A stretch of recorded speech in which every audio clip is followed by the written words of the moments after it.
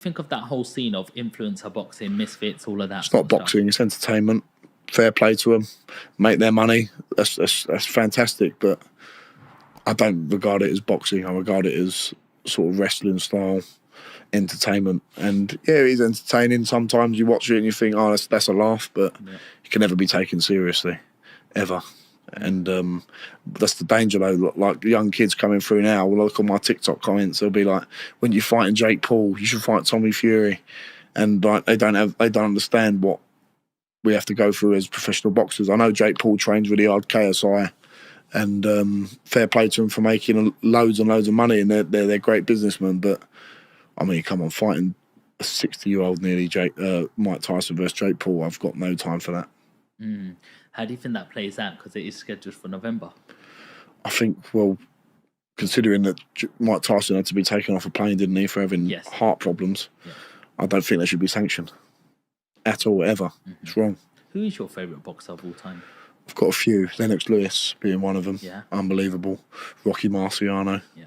Old classic guy. The modern guys, Joshua, Fury, love them two the most. There's no Tyson in there? Mike Tyson? Oh, Mike Tyson, unbelievable. Unbelievable. But in terms of my favourites, probably Lennox Lewis, someone like that, Vitaly Klitschko. But Mike Tyson, in his prime, watched him 18, 19, 20 years old, smashing people up who were like 10 years older than him, getting a world title at 20 years old. Unbelievable. Johnny, a big name has just been dropped. Yeah, everyone's talking about Chisora and you. Yeah. You know, everyone's just like putting you straight into that Another mix legend. now. He's like, you know, War Chisora. They call him, don't him? He's like a real veteran. Couldn't believe he beat Joyce. Couldn't believe that. Yeah, I thought Joyce would be able to deal with him, but Chisora just keeps coming back. He's had 2 wins on the... Is it 2 wins on the bounce now? Who did he fight before?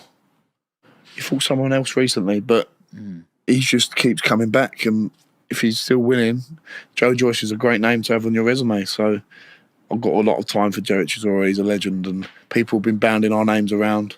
Eddie being the main man who's been doing that, and I feel a bit disrespectful to thinking like I'm calling for that fight. So I'm not calling for it, but if Derek Chisora came and said, let's have a fight at the O2, let's set it out, I want to do it, I wouldn't say no.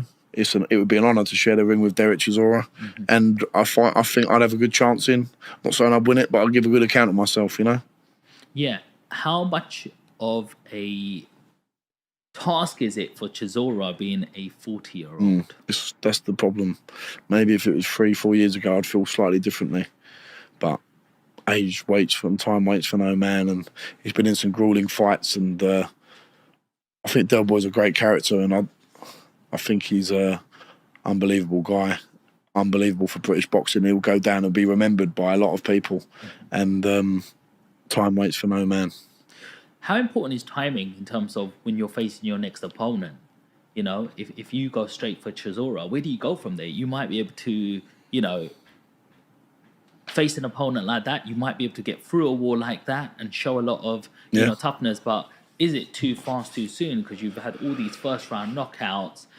Not sure how much experience you're getting in the sort of actual ring. Fighting Chisora, imagine beating him. Where do you go from that? That's the thing. It's not an immediate fight. It's whether it's just an idea that's been bandied about. I've obviously got Rudenko locked in for my next fight. That could give me some great experience. He could be he'd probably be my toughest fight to date. And then you assess from there. It's very important, as you say. You've got to look at one fight at a time, and all that's on my mind right now is beating Rudenko whenever that happens in the next month or two. How does it feel like when you're training for a fight? You've got your trainer there, you've got a manager there, you've got a whole team around you. What happens when you're in that ring and you're alone all of a sudden? That's it. That's the name of the game, isn't it? Like, it doesn't matter how... This is the thing with boxing. It's quite unique in a way. You don't have 10 other football players on the pitch. You don't have 14 other rugby players. If you cut corners, it's going to show. And if you're moaning about coaches, trainers, managers, it's up to you to put them all into line, because at the end of the day, you're the one who's going to be seen in the ring and be accountable for what's happened in the camp. So you've got to take an onus on that and be the boss. Unfortunately, without sounding arrogant or belittling the other people, you've got to be in control, because the only person it comes down on when it all goes wrong is you. That's the bottom line. and you're the one who takes the punches in the head. No one else does. Not your manager, not your trainer, not your promoters, not your strength and conditioning coaches. They're all part of your team, but the one who's going to be getting punched in the face is you. Does it ever get to you mentally? No. I love it. I absolutely love what I do. I get to go up and train every day. I love training. It keeps my head screwed on.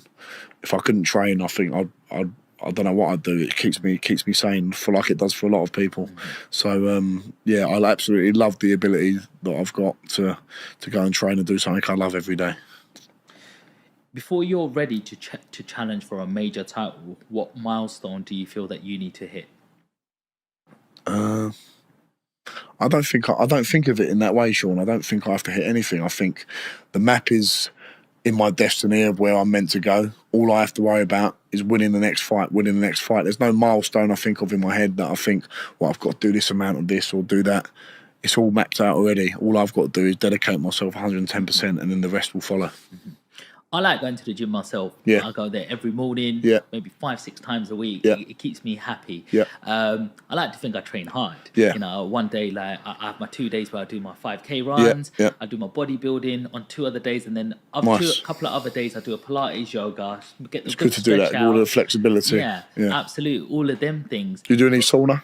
Not anymore, because I go to a simple gym that doesn't have it, but I used to do it before. But Sauna's really good. yeah, I like using that, especially after you do a run. If you get in a sauna straight after a run, it actually accelerates and accentuates your cardiovascular fitness, because your heart's still doing a lot of work. Okay. Keeping where your temperature's going up. So there's a lot of science in the sauna, obviously releasing toxins and stuff. I really like using the sauna. So what I'm getting to here, Johnny, is I want to put myself through some training now. Yeah. I want to go through some training, like on my own with my headphones and stuff like that. But I want to pretend I'm training for a training camp. What does a camp look like? Tell us from the inside. What does your days look like as leading up to the Rudenko fight, for example? You can't go out, can't drink. You've got to stay in your house as much as you can. You've got to cut back on things like this as much as you can when you get to 4 or 5 weeks out. If you're out too late, my dad will be ringing me saying, no, you're too late. My mum won't let me do this. You need people like that reminding you. All it is you go up, you wake up, have a nice breakfast, go training, come back and sleep, go training again, then get in a sauna afterwards, walk your dog in between all that, have a bit of food at home or in your local restaurant where you can chill, go to sleep, do it all again the next day. No going out on Friday nights, Saturday nights. You might be able to go around your mum and dad's for a little bit, but you've got to be at home resting as much as you can. The rest is just as important. It is military style. Yeah. That's what it is. How important is the food side? It's the most important part. The food is your fuel for your sessions. I've just got a nutritionist on board, Lee Rickard, really good guy, and he takes a lot of stress off of me. And he educated me a lot on food, because you think you know what you're doing, but you don't. And it's all about hydrating yourself properly, eating at the right times, eating leaner foods. And I've really noticed a change in my body shape the last 6 months, because I've really tightened up all my nutrition. Yeah. That's the little 3-4-5% that you need to get to the next level. So food is fuel. It's not food, it's fuel for your training, and that's what you've got to remember. Do you feel stronger with the new nutrition going in? I feel stronger, I feel leaner, but I'm still the same weight. My body fat's come down. That's just the byproducts of it. But that's a nice feeling, and you feel fit and strong. I feel powerful, and I wake up in a good frame of mind, and I know that I'm doing everything correctly, and that's good for your mental side as well, because you know you're ticking boxes mentally. That's just as important. When you eat bad food, you feel bad. You are what you eat at the end of the day. Well, talking about food, I know you do like a certain Chinese. Yes, I do. That's what's had to change the most. I used to love the Chinese on a Saturday night. I don't even have that anymore. When I had the Chinese yesterday, we had a Chinese sit down. I have boiled rice, and the Blue Orchid make me like a beef Cantonese style dish, which is just like really fresh beef with vegetables in it, ginger, soy sauce. It is absolutely beautiful. I don't have any of the sweet and sour chicken balls, lemon chicken, sweet and campo prawns. I can't have any of that.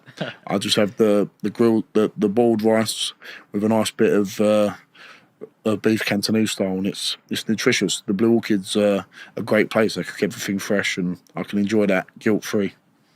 How important is it to eat well even when you're not in camp as well? That's what I've had to change.